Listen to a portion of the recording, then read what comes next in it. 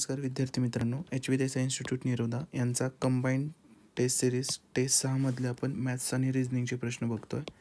ठीक आहे. या अभिषेक सीसॅट चॅनलवर तुम्ही मला गणित बुद्धिमत्ता किंवा ओव्हरऑल सीसॅट याविषयीचे कोणतेही डाऊट विचारू शकता. पहिला प्रश्न बघूया आपण. नंबर पझलचा प्रश्न आहे पहिला, आणि ह्या प्रश्नामध्ये असं कुठलं लॉजिक लावणं कधी सोपं जातं जर तुम्हाला 1 ते 30पर्यंतचे पाढे, 1 ते 30पर्यंतचे वर्ग आणि 1 ते 10पर्यंतचे घन ह्या गोष्टी जर तुम्हाला डायरेक्ट पाठ असतील ना, तर आणि तरच तुम्ही ह्या गोष्टी सोप्या पद्धतीनं सोडवू शकता. जसं की आता इथं बघितल्या तुम्हाला असं लक्षात आलं पाहिजे की 2 आणि 1 3 आहे, बे अधिक 1 3 येते. ठीक आहे, ही एक पद्धत झाली. किंवा तुम्ही अजून एक गोष्ट काय करू शकता, जर हे 14 7 105 आहे म्हणजे 15 7 5 हा तुम्हाला अंदाज इथं आला पाहिजे. मग इथं 15 7 5 म्हणजे 1 न कमी आहे. इथं पण तसं 1 अधिक 1 वाढवलं असं तर 3 1 3 येते. मग सेम तसंच इथं काय यायला पाहिजे ते तुम्हाला सांगायचं. आता 13 9 17 असतं बरोबर, पण जसं 15 7 5 आहे, मग 15तून 1 वजा केलं आहे. 3 1 3 आहेत, पण 3तून 1 वजा केलं आहे. सेम तसंच 13 9 17 आहे, पण इथं आन्सर काय येणार, 13तून 1 वजा करून 12 येणार. किंवा थोडक्यात काय, 3/1 3 वजा 1 म्हणजे 2, 105/7 15 वजा 1 म्हणजे 14, 117/9 म्हणजे 13, 13 वजा 1 म्हणजे 12. ऑप्शन नंबर 1 हे याचा आन्सर असेल. पुढचा प्रश्न आहे. पुढचा प्रश्न बघा. 3 1 2 4 6 7 5 हे अंक एकदाच वापरून 1023 ते 8762 यामधील किती अंक तयार होतील, म्हणजे 4 अंकी संख्या तयार करायचे. असे अंक तयार करत असताना खालील अटी पाळल्या गेल्या पाहिजेत. म्हणजे ह्या 4 अटी दिलेत त्या 4 अटींप्रमाणेच करायचं आपल्याला. तर आधी आपले आकडे लिहून घ्या. कुठले कुठले आहेत आपल्याकडे. 3 आहे, 1 आहे, 2 आहे, 4 आहे, 6 आहे, 7 आहे आणि 5 आहे. पहिली अट बघू. काय आहे पहिली अट? पहिली अट म्हणते अंकाची सुरुवात जर 1 ने झाली, आपल्याला 4 अंकी संख्या तयार करायची आहेत. 1 2 3 4. अंकाची सुरुवात 1 ने, म्हणजे ही जी जागा आहे ती 1 न ब्लॉक केली आहे म्हणून ह्याला सरळ चौकोन करून टाकला आपण. आणि आपल्याला आता शेवट कशाने करायचं आहे, समसंख्येने करायचं आहे. समसंख्या किती आहेत आपल्याकडे, 2 4 6, म्हणजे हे अंक सम आहेत, म्हणजे एकक स्थानी आपल्याकडे ह्यापैकी आले पाहिजेत. मग ही जागा किती प्रकारे भरता येईल, 3 अंक आहेत, म्हणजे ही जागा 3 प्रकारे आपल्याला भरता येईल. म्हणजे इथं 3 लिहिलं. आता बघा, हा 1 अंक तर गेला आपला, 1 अंक गेला. ह्यातला एक कुठला तरी इथं भरला असणार आहे, म्हणजे ह्याचे 2च अंक राहिले. 2 अंक म्हणतो बरं का, 2 अंक राहिले याचे. ठीक आहे, हा एक झाला, म्हणजे 1 आणि 2 3, 3 आणि 2 हे 5. म्हणजे ही जागा किती प्रकारे भरता येईल, 5 प्रकारे. आता ही जागा इथं तर 5 भरलेत ना. आता आपल्याला ह्या 5 मधला कुठला तरी एक अंक भरला असेल इथं, काही ह्या 3 7 5 किंवा ह्या दोन्हीतल्या 2 पैकी कुठला तरी एक अंक भरला असेल इथं. मग आता इथं किती राहिले, 4 राहिले. म्हणजे ही जागा 4 प्रकारे, 4 × 5 × 3 बरोबर. हे काय येणार, 5 × 20 = 60 येणार. हे गुणिले 1 नाही आहे, ही जागा एक जागेवर 1 आहे, ती जागा ब्लॉकच झाली आहे, त्यामुळे ते किती प्रकारे मध्ये येत नाही. इथं 3 जरी असतं तरी आपण काही करू शकलो नसतो. गुणिले 3 करायचं नाही आहे ते. ठीक आहे, तर एकूण अशा किती संख्या तयार होतील, 1 ने सुरुवात होणाऱ्या आणि शेवटी शेवटी समांक येणाऱ्या अशा टोटल 60 संख्या तयार होतील. आता बरेच जण म्हणतील, अरे इथं शेवटी सम नाही आहे. ही संख्या नव्हे, हे प्रकारे आहेत, प्रकारे, एवढ्या प्रकारे. ठीक आहे, ह्या 3 आहे म्हणजे 2 4 किंवा 6 पैकी एक अंक इथं कुठला तरी असणार आहे. तर अ कंडिशननुसार 60 अंक तयार झाले. आता आपण ब बघू. ब मध्ये काय, अंकाची सुरुवात जर विषम अंकाने झाली, म्हणजे 4 अंकी संख्या आहे. ठीक आहे, अंकाची सुरुवात जर विषम अंकाने झाली तर तिसऱ्या क्रमांकाचा अंक हा विषमच असेल. ठीक आहे, तिसऱ्या क्रमांकाचा अंक हा विषमच असेल. आता बघा, विषम अंक किती आहेत बघा, परत आपले पहिल्यापासून घेऊ. आता हे होतं, इथं 1 अंक होता. बघा आता किती आहेत विषम अंक, 1 2 3 4, टोटल 4 आहेत. म्हणजे पहिली जागा 4 प्रकारे आणि तिसरा पण विषमच पाहिजे. आता इथं कुठला तरी एक विषम टाकलाय, म्हणजे ही जागा 3 प्रकारे, कारण कुठला तरी इथं एक यूज केला गेलेला आहे. अशा प्रकारे झालं. आणि आता आपल्याकडे काय, दुसरा आणि तिसरा ऑप्शन आहे ना, तर दुसऱ्या ठिकाणी कुठले अंक बसतील. आता 2 अंक तर वापरले गेले, उरलेत किती अंक, 7 आहेत. 7 पैकी 2 तर इथं वापरले, उरले किती, 5. ही जागा किती प्रकारे, 4, कारण इथं एक वापरला, इथं उरलेला. गुणिले गुणिले गुणिले 5 चौक 20, 20 त्रिक 60, 60 चौक 240. हे सेकंड कंडिशनमध्ये किती येणार, 240 संख्या तयार होतील. कसं केलं आहे बघा, पहिल्या जागेवर आपल्याला विषम संख्या पाहिजे. सुरुवातीला विषम किती आहेत, 1 2 3 4, 4 आहेत, मग ही 4 प्रकारे भरली. तिसऱ्यावर पण विषमच पाहिजे, पण इथं कुठला तर अंक भरला असेल ना रे, मग इथं 4 प्रकारे आहे, तर इथं 3 प्रकारे येणार, बरोबर. मग ही 3 प्रकारे आली आपली. आता 2 विषम अंक भरले गेले, टोटल 7 अंक आहेत, बाकीच्याचं काही घेणं देणं नाही आपल्याला. मग 7 मधले 5 अंक भरायचे आहेत आता आपल्याला. ह्या जागेवर 5 प्रकारे, ह्या जागेवर इथं एक यूज केला असेल म्हणून 4 प्रकारे. 5 चोक 20, 20 त्रिक 60, 60 चोक 240. क कंडिशन बघा, अंकाची सुरुवात जर समसंख्येने झाली तर दुसरा व शेवटचा अंक समच असेल. बघा आता समसंख्येनं सुरुवात झाली अंकाची, म्हणजे समसंख्या 3 आहेत तर ही जागा 3 प्रकारे. आता दुसरा व शेवटचा अंक समच पाहिजे आपल्याला, दुसरा सम पाहिजे, मग इथं एक यूज केलाय, मग 3 मधले 2 राहिले, आणि शेवटचा पण सम पाहिजे, 2 तर यूज केले गेले, आता एकच उरलंय ना आपल्याकडे, म्हणजे ही जागा 1 प्रकारे. आता उरले किती, 3 सम तर यूज गेले 1 2 3 4 अंक उरले, तर ही 4 प्रकारे. टोटल किती झाले, 3 3 6 6 चोक 24 झाले.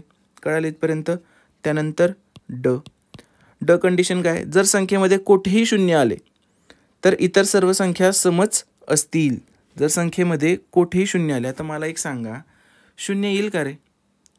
कारण शून्य आपल्याला दिलेल्या डेटामध्ये शून्य नाही आहे, बरोबर. त्यामुळं ह्याची चौथ्या कंडिशनमधून एकही संख्या तयार होणार नाही आपल्याला. चौथ्या कंडिशनमधून एकही संख्या तयार होणार नाही, कारण शून्य दिलंच नाही आहे आपल्याला.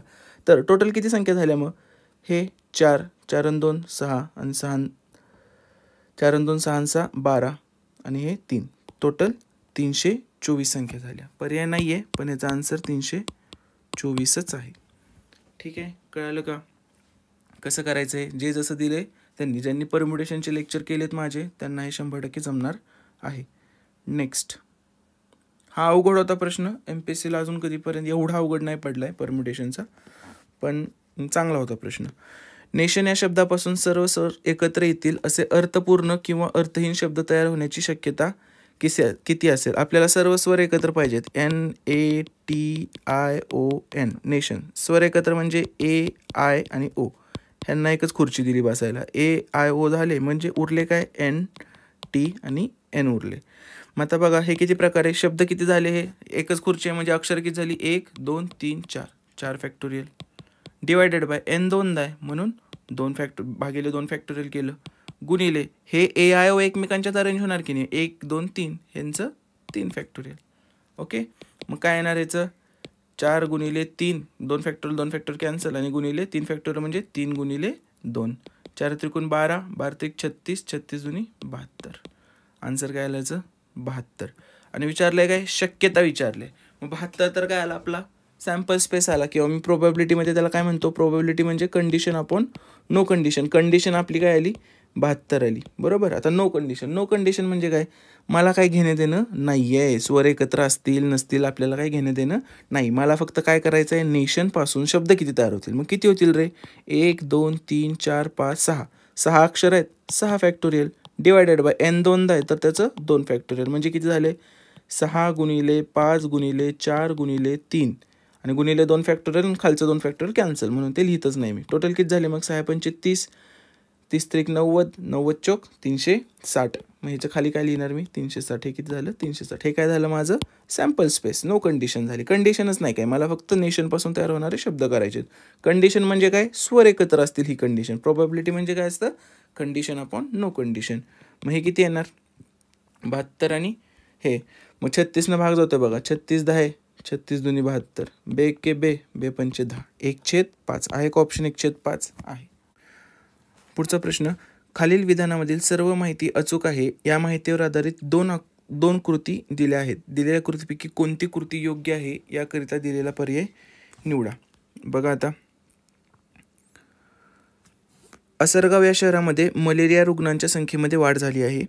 कृती अ काय म्हणते, असरगाव या संपूर्ण शहरामध्ये धुमारा करण्यात यावा, म्हणजे फ्युमिगेशन. ठीक आहे, बरोबर आहे, हे पहिलं डासांसाठीचं काहीतरी हे करण्यात यावं असं सांगितलं. दुसरं काय, असरगाव शहरातील लोकांना डास चावू नये असे वागण्यास सांगण्यात यावे.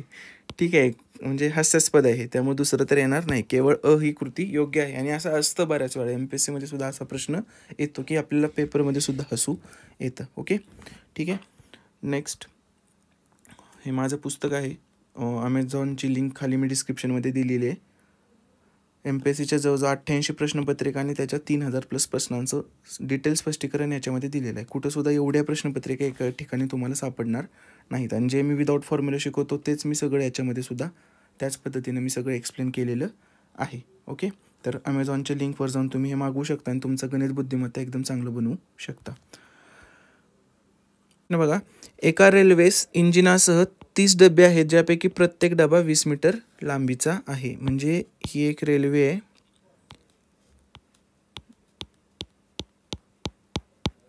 हे इंजिन आहे, ठीक आहे. एकूण असे 30 डबे आहेत, 20 मीटर लांबीचा आहे प्रत्येक डबा. इंजिन पण 20 मीटरचं आहे, ठीक आहे. इंजिन समजण्यासाठी फक्त दिसायला मोठं काढले, सेमच लांबीचं आहे ते. सोहन या रेल्वेमध्ये इंजिन वगळता 17व्या डब्यामध्ये, म्हणजे इथून एक पकडले इंजिन सोडून, तर सोहन इथं कुठेतरी 17व्या डब्यामध्ये बसलेला आहे. दुसऱ्या रेल्वेमध्ये इंजिनास 24 डबे आहेत, इंजिनास 24 डबे आहेत. प्रत्येक डब्याची लांबी 24 मीटर आहे, प्रत्येक डब्याची लांबी 24 मीटर आहे. रोहन या दुसऱ्या रेल्वेमध्ये इंजिना व्यतिरिक्त 9व्या डब्यात बसला. इथं एक पकडलं तर इथं कुठं तर रोहन आहे, ठीक आहे, बसलेला आहे. दोन्ही रेल्वे एकमेकांपासून अंतरावर आहेत व एकमेकांच्या विरुद्ध दिशेने धावत आहेत, इकडून असं पळतंय. पहिल्या रेल्वेची गती 108 किलोमीटर प्रति तास, तर दुसऱ्या रेल्वेची 162. पहिल्याची 108, दुसऱ्याची 162. ओके. दोन्ही रेल्वेमधील अंतर 90 किलोमीटर आहे. तर रोहन व सोहन एकमेकांना किती वेळेत पार करतील? आता तुम्हाला मज्जा सांगतो गणिताची. ह्या गणिताची मज्जा अशी आहे की इथंपर्यंतचं जे गणित आहे ना, इथंपर्यंतचं गणित, त्याचपर्यंत आपल्याला डायरेक्ट मीटरमध्ये सांगितलं जायचं, रेल्वे ह्या लांबीचे, रेल्वे त्या लांबीचे. आता फक्त त्यांनी देताना काय केलं, ते मीटर पण तुम्हीच काढायचं आहे. इथं सोहन बसलाय 17मध्ये, तर टोटल किती झाले, अंतर किती झाले, इंजिनचा 1 आणि हा 17, म्हणजे टोटल 18 झाले. टोटल 18 झाले. एकाची लांबी किती आहे, 20 आहे, म्हणजे दोघांची मिळून किती होईल, 18 दूनी 36, 360 होईल, बरोबर.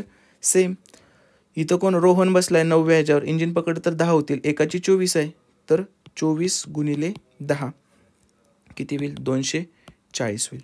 म्हणजे ते कुठं रेल्वे त्यांच्यासाठी केवढी आहे, त्यांच्यासाठी रेल्वे एवढीच आहे, त्यांच्यासाठी रेल्वे एवढीच आहे, 360 आणि 240. हे मधलं अंतर 90 आहे. मग आपल्याला काय माहीत असतं, time is equal to distance upon speed. Distance किती आहे रे, हे 108 अधिक हे 240 आणि मधलं पण दिलं आहे त्यांनी आता 90. हे मीटर आहे, किलोमीटर आहे, लक्षात ठेवा. डिवायडेड बाय स्पीड, विरुद्ध दिशेने जातात, लवकर पोचणार, म्हणजे टाईम कमी लागणार. मग टाईम कमी असेल तर डिनॉमिनेटर इकडचा मोठा पाहिजे. मोठा कशानं करतो, बेरजेनं करतो. थोडक्यात मी रिलेटिव्ह स्पीड विरुद्ध दिशेने अधिक असते, ही सांगायची एक पद्धत आहे, म्हणजे लक्षात ठेवायची एक पद्धत आहे. मग खाली काय येणार, सॉरी हे 360 येणार, इथे 360 डिस्टन्स आहे, ही 108 स्पीड आहे. 108 अधिक 162 आलं, म्हणजे टोटल किती झाले, 300, 500, 600, 90.6 किलोमीटर झालं. डिवायडेड बाय खाली किती येणार, 62 70 आणि 270 येणार. ओके. तर हे सगळं कशात येणार, तासात. ह्याला मी आवर करतो, मिनिट करतो ह्याला.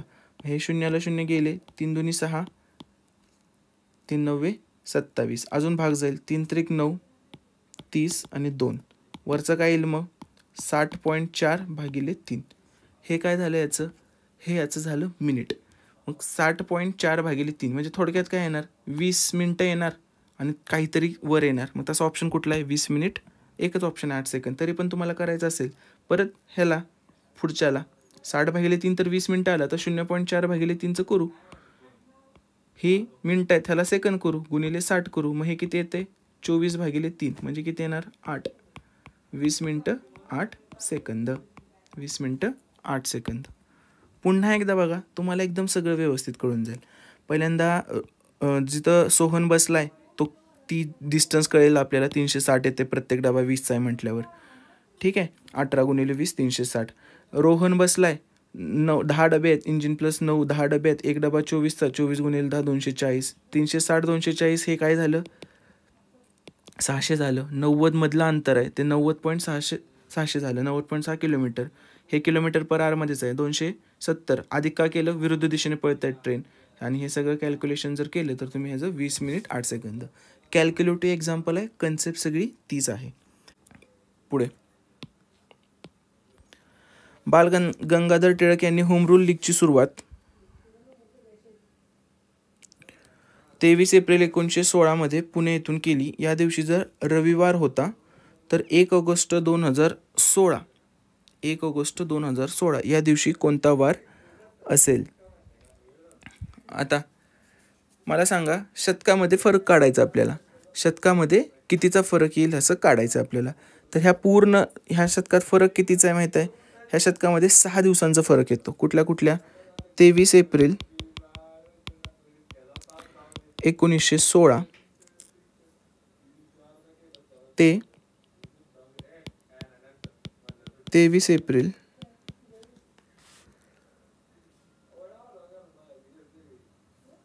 2016. आता 6चा फरक कसा येतो? बेसिक कन्सेप्ट माहीत असेल तुम्हाला तर काहीच विषय नाही येणार. 100 असतात, 100 सुरुवातीला. 100 मध्ये 5 ऑड डे असतात. हे मी जेव्हा 100, 200, 300 आणि 400चं सांगत होतो की 100 मध्ये 5 असतात, 200 मध्ये 3 असतात. म्हणजे कसं करायचं? 5 आले, 200 मध्ये 10 येणार, पण 10ला 7 भागेला परत 3 येणार. परत ह्याच्यात जर अजून 5 वाढवले 8, तर परत इथे 1 येणार. आणि परत ह्याच्यात 6 वाढवले, कारण हे लीप वर्ष असतं 400, म्हणून इथं 0 येणार. म्हणून दर 400 वर्षांनी आपण 0 ऑड डेज पकडतो. तर 100 मध्ये 5 ऑड डेज असतात. आता 23 एप्रिल 1916 ते 23 एप्रिल 2016, 100 वर्षात 5च ऑड डेज यायला पाहिजेत ह्याच्यात. पण मी आत्ता काय म्हणलं? 6 ऑड डेज येतात. का? कारण ह्याच्यामध्ये 1 फेब्रुवारीचा 29 आलेला आहे ना, म्हणून ह्याच्यामध्ये किती ऑड डेज येतात? 6 ऑड डेज येतात. किती ऑड डेज आले? 6 आले. तर 23 एप्रिल 2016 पर्यंत 6 ऑड डेज आले आपले. आपल्याला काढायचं आहे काय? 1 ऑगस्ट 2016चं काढायचं आहे. ठीक आहे. आता एप्रिलपर्यंतचे झाले. एप्रिलचे 30 दिवस, म्हणजे 30 वजा 23 किती उरले? 7 उरले. हे एप्रिलचे झाले. मे, जून, जुलै, ऑगस्ट. ऑगस्ट कोणता आहे? 1 ऑगस्ट. आता मेचे किती? 31 म्हणजे किती झाले? 7 चौक 28, 3 उरले, 3 राहिले. हे एप्रिलचे 7लाच आपण 0 सुद्धा म्हणू शकतो. 7 काय 0 काय सगळं सेमच, कारण बाकी किती उरते? 0 उरते 7 भागल्यावर. जूनचे किती झाले? 2. ठीक आहे. जुलैचे 3 आणि ऑगस्ट 1 ऑगस्टची तारीख पाहिजे आपल्याला, म्हणून 1. ठीक आहे. टोटल ऑड डेज किती झाले? म्हणजे आपले 6. हे 0 किंवा 7 पकडा, काहीच फरक नाही पडत. 6 0 6, 9, 11, 14 आणि 15. 15चे परत ऑड डेज काय झाले? 7 2 14, उरले किती? 1. म्हणजे शेवटी काय उरला? 1 ऑड डेज उरला. बरोबर. मग 1 ऑड डेज उरला. होम रूल लीगची सुरुवात 23 एप्रिल 1916 दिवशी रविवार होता ना, त्या दिवशी. तर 1 वाढवायचं आहे, म्हणजे काय येईल? सोमवार येईल, कारण 1 ऑड दिवस आला, म्हणून आपला आन्सर काय आलं? सोमवार. कळतंय? लक्षात ठेवायची गोष्ट काय होती? कारण हे टेस्ट डिस्कशन आहे, इथं शिकवण्यासाठी नाही, मी फक्त पूर्ण सगळे एक्झाम्पल एक्सप्लेन करण्यासाठी आलो. तर 100च्या वेळी 5 असतं, 200च्या वेळी 3. हे कसं लक्षात ठेवलं? 100च्या वेळी 5. परत ती सगळी प्रोसिजर तुम्हाला शिकायला लागणार रे. आणि ह्याचा एक फ्री व्हिडिओ आहे, त्याचं पण मी डिस्क्रिप्शनमध्ये लिंक टाकतो. ह्याचा एक फ्री व्हिडिओ निरोधा चॅनलवर आहे, तो तुम्ही बघून घ्या. तिथं 100 म्हणजे लीप इयर किती, साधे वर्ष किती, त्याच्यातून मग सगळं ऑड डेज काढले ना आपण, मग ते 5 उरतात आपल्याला. मग 100चे 5 झाले, 200चे 10 उरतात, पण 10ला परत भाग जाऊन मग हे सगळं काढतो, त्याच्यावरून हे सगळं आलेलं आहे. मग शेवटी 1 ऑड डेज. 1 ऑड डेज म्हणजे 1 दिवसानं पुढे जाणे. रविवार होता, तर आता कुठला वार येईल? सोमवार येईल. नेक्स्ट, जर एका सांकेतिक भाषेमध्ये लीडर या शब्दाकरता 20, 13, 9, 12, 13, 26 असा संकेतांक वापरला जात असेल, तर त्या भाषेत लाईटसाठी कोणता? तर जेव्हा असा प्रश्न येईल तेव्हाच फक्त आपण अक्षरमाला काढायला घ्यायची. ABCDEFGHIJKLM NOPQRSTUVWXY आणि Z.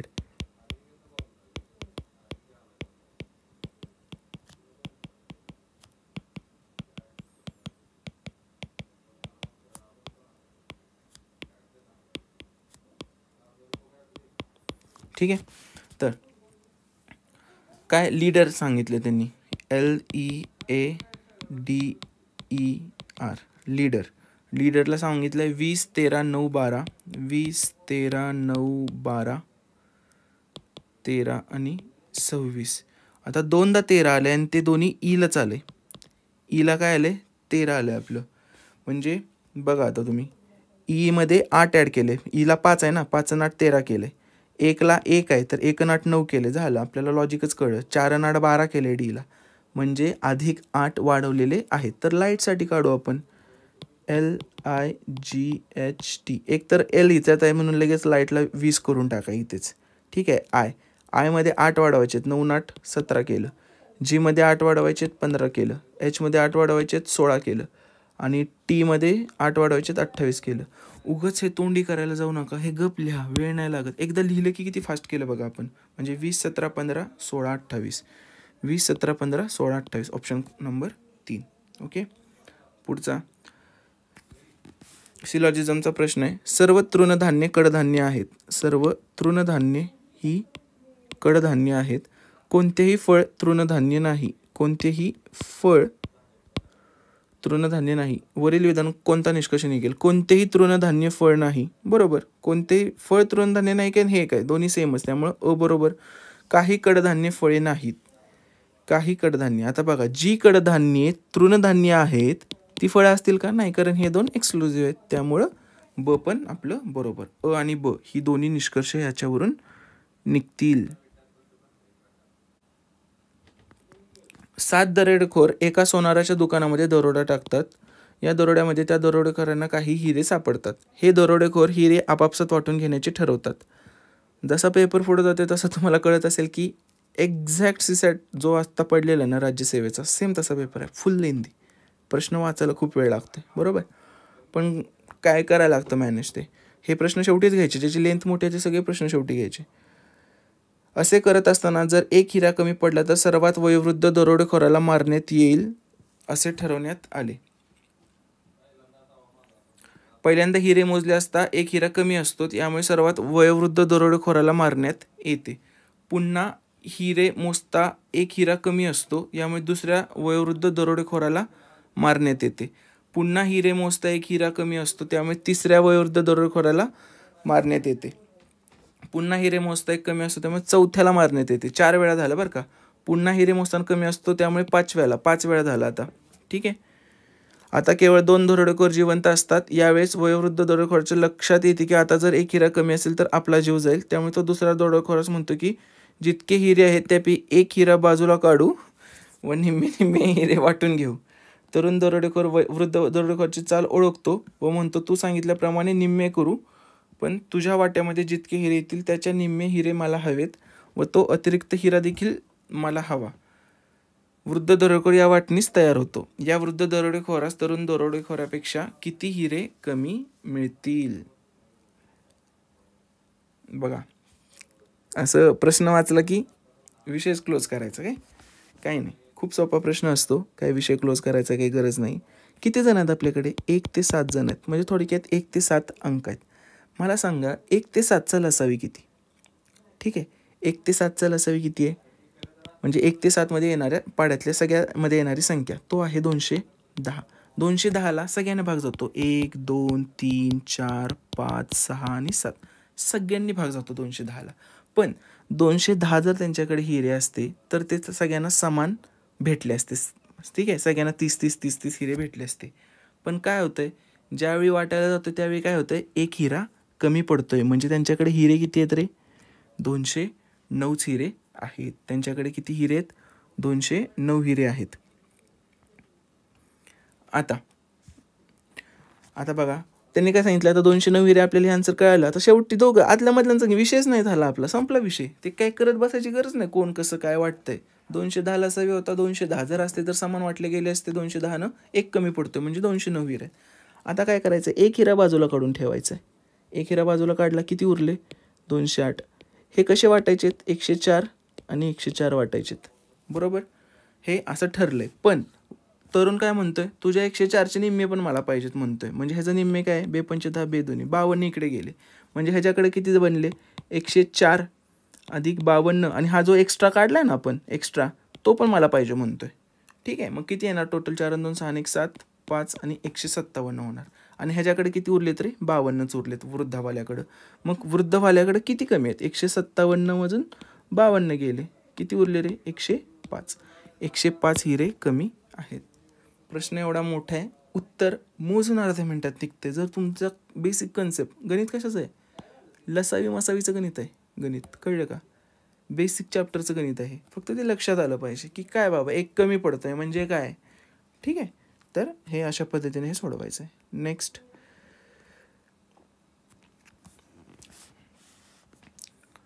आकृतीचा प्रश्न आहे बघा. कशी आकृती फिरते त्यानुसार तुम्हाला पुढची आकृती शोधायची आहे. हा डार्क चौकोन इथं आलाय पहिल्यांदा, त्यानंतर हा कोपरा सोडला, एक कोपरा सोडून इथं आला, नंतर हा सोडून इथं आला, परत हा सोडून इथं आला, परत हा सोडून इथं यायला पाहिजे बरोबर. ह्या इथं यायला पाहिजे आणि इथं, म्हणजे तिसरं ऑप्शन तर येणार नाही. त्रिकोणाची जागा बघा कशी जाते. त्रिकोण ह्याच्यावर आहे, एक सोडून दुसऱ्यावर गेला, परत एक सोडून तिसऱ्यावर आला, परत एक सोडून चौथ्यावर, परत एक सोडून इथं आला पाहिजे. म्हणजे इथं त्रिकोण असलेले कुठे आहेत, हा आणि हा आहे, म्हणजे हा नाही येणार. आता बघा गोलाचं सर्कलचं बघा, इथं आला आहे, त्यानंतर 1 2 सोडून इकडं आला, त्यानंतर 1 2 सोडून इथं आला, आता 1 2 सोडून इथं आला, आता 1 2 सोडून इथं यायला पाहिजे. म्हणजे इथं कुठं आहे गोल, ह्याच्यात आहे. Option number 2. एक एक एलिमेंट घ्यायचा, कसा फिरतोय बघायचा, त्यानुसार चालू ठेवायचं आपलं. ओके, कळालं का. नेक्स्ट पुढचा पण आकृतीचा प्रश्न आहे. 2 फिक्स असतात आकृत्यांचे प्रश्न, कारण ते वेळ घालवायसाठी पण इम्पॉर्टंट असतात आणि जरा चेंजसाठी पण इम्पॉर्टंट असतात. ते म्हणजे कधी कधी सोपे असतात, कधी कधी तुमचा वेळ घालवणार ते असे प्रश्न असतात. तर बघा हे काय आहे, 4 सर्कल आहेत भरीव केलेले, इथं 5 आहेत, इथं 6 आहेत, इथं 7 आहेत, इथं 8 आहेत. आता 9 पाहिजेत आपल्याला 9 पाहिजेत. आता 5 4 9 ह्याच्यात 10 आहेत, त्यामुळं हा येणार नाही ऑप्शन. 3 आणि 3 6 आणि 2 8 आहेत, हा पण नाही येणार. परत 4 आणि 4 8 आहेत, हा येऊ शकेल. ठीक आहे, आता बघू ह्याच्यात किती आहेत, 4 आणि 4 8 आणि 1 9. आपल्याला काय पाहिजे, 9 पाहिजेत ना, सॉरी हा 4 आणि 4 8 आहेत, हा पण नाही येणार कारण हिथं 8 आहेत, आपल्याला 9 पाहिजेत. म्हणजे फक्त ऑप्शन नंबर 4 मध्ये 9 आहेत. ह्याचं काय येणार ऑप्शन क्रमांक 4. अनिल जानेवारीमध्ये एक व्यवसाय सुरू करतो ज्यामध्ये तो सुरुवातीस 1 लाख रुपयांची गुंतवणूक करतो. अनिल काय करतो, जानेवारीत व्यवसाय सुरू करतो, 1 लाख रुपयाची गुंतवणूक करतोय. सुनील व्यवसायामध्ये वर्ष संपण्यास 7 महिने बाकी असताना भागीदारीमध्ये येतो. 7 महिने बाकी असताना म्हणजे त्याची रक्कम 7 महिनेच गुंतलेली आहे सुनीलची. ठीक आहे, 1.5 लाख रुपयांची गुंतवणूक करतो म्हणजे 1.5 लाख. ठीक आहे, इंटू 7 महिने. सुनील या वर्षाखेरीस या व्यवसायातून 25,470 नफा होतो. 25,470. आधी ह्याला व्यवस्थित भाग घालून टाकू. हे काय 15 सत्ते 5,400, लाखाला लाख गेले. ठीक आहे, लाखाला लाख गेले. हे 1 1 1 15 सत्ते 5,400 म्हणजे 10.5. थोडक्यात काय येणार, हे 11, अरे हे 12 पकडायला लागणार ना रे. ठीक आहे, म्हणजे हे 12 येणार कारण 12 महिने 7 महिने 10.5 म्हणजे हे किती येणार, 1 1 0 वाढवू, 1 0 आणि पॉईंट घालू 105. आता बघा 15 8 20, 15 सत्ते 5,400. नफा कितीमध्ये विभागला जाणार, 8 7 मध्ये. ठीक आहे, 8 7 मध्ये आपल्याला नफा किती झाला आहे, 25,470. म्हणजे आता आपलं 15, 8 आणि 7 15 असतं ना, आपलं 15 म्हणजे त्यांचं किती आहे 25,470. तर काय म्हटले, तर या नफ्यातील सुनीलचा वाटा अनिलच्या वाट्यापेक्षा किती कमी अथवा अधिक असेल. म्हणजे आपलं 15 म्हणजे 25,470 आहे, तर फरक किती आहे रे, 1च आहे. मग आपलं 1 म्हणजे किती झालं, 15 1 15, 10 उरले, 15 सख्ख 90, 14 उरले, 15 9 35, 12 उरले, 15 8 20, 1,698. 1,698 काय सुनील काय असणार आहे, 7 आहे ना, म्हणजे 1,698 रुपये कमी. हे त्याचा आन्सर असणार आहे. कळालं इथपर्यंत. 99चं काय आलं, 1,698. नेक्स्ट, सचिनने काही सामन्यात 30च्या सरासरीने धावा काढल्या आहेत. पुढे 3 सामन्यात त्याने अनुक्रमे 43 47 व 30 धावा काढल्यास त्याची एकूण सामन्यातील सरासरी 2 ने वाढते. तर सचिनने शेवटच्या 3 सामन्यापूर्वी किती सामने खेळले होते. काही सामन्यात n सामन्यात किती 30च्या सरासरीने धावा काढल्यात. पुढे 3 सामन्यात त्याने किती काढल्या, 43 47 आणि 30, म्हणजे n अधिक 3 सामने खेळले. तर टोटल किती झाले, 43 47 आणि 30, म्हणजे 7 आणि 3 10, 3 आणि 1 4 आणि 4 8 आणि 4 12, 120 एक्स्ट्रा रन काढले आणि त्यामुळे त्याची सरासरी 2 ने वाढते. 30ची काय झाली 32 झाली. काय लॉजिक आहे आपलं, हे कितीनं वाढले 3 न, हे कितीनं वाढले 2 न. मग करायचं काय असतं ह्याच्या पुढं 3 गुणिले 32 अधिक हे 3 गुणिले 32 आणि n गुणिले 2 मग 32 3 काय झालं 96 आणि n गुणिले 2 2n 2n बरोबर काय झालं 120 वजा 96 म्हणजे 24. n बरोबर काय झालं 12. म्हणजे त्याने किती सामने खेळले होते 3 सामन्यांपूर्वी त्यानं 12 सामने खेळले होते. काही ते मोठे मोठे कॅल्क्युलेशन करायचे आणि हा फ्लोचार्ट लक्षात ठेवायचा आहे. कळलं का? हा फक्त फ्लोचार्ट तुम्हाला लक्षात ठेवायचा आहे, बाकी तुम्हाला काहीही करायचं नाही. आणि ह्या सगळ्या गोष्टी जर व्यवस्थित शिकायच्या असतील तर एज्युकल्चरवर मी माझा कोर्स टाकलेला आहे. फुल CSAT कोर्स आहे. तुम्हाला मॅथ रिजनिंग पाहिजे असेल तर मॅथ रिजनिंग हा सुद्धा कोर्स त्याच्यावर आहे. आणि 1 जूनपासून मी RS अग्रवाल नावाची एक व्यवस्थित बॅच तयार करतोय. ती सुद्धा आहे. ती फक्त बेसिकवाल्यांसाठी नसेल, ती फक्त ज्यांना आधी कुठून तर शिकलं आहे पण जरा अजून भारी शिकायचं आहे, बाकीच्या एक्झामला पण उपयोगी पडायला हवं, त्यांच्यासाठी ती बॅच मी सुरू करतो आहे. आणि तुमचे सगळे डाऊट्स तुम्ही मला अभिषेक CSATवर विचारू शकता. आणि ह्याच्यावर खूप सारे फ्री व्हिडिओज पण टाकलेले आहेत, तर ते तुम्ही फ्री व्हिडिओजसुद्धा जाऊन बघू शकता. धन्यवाद.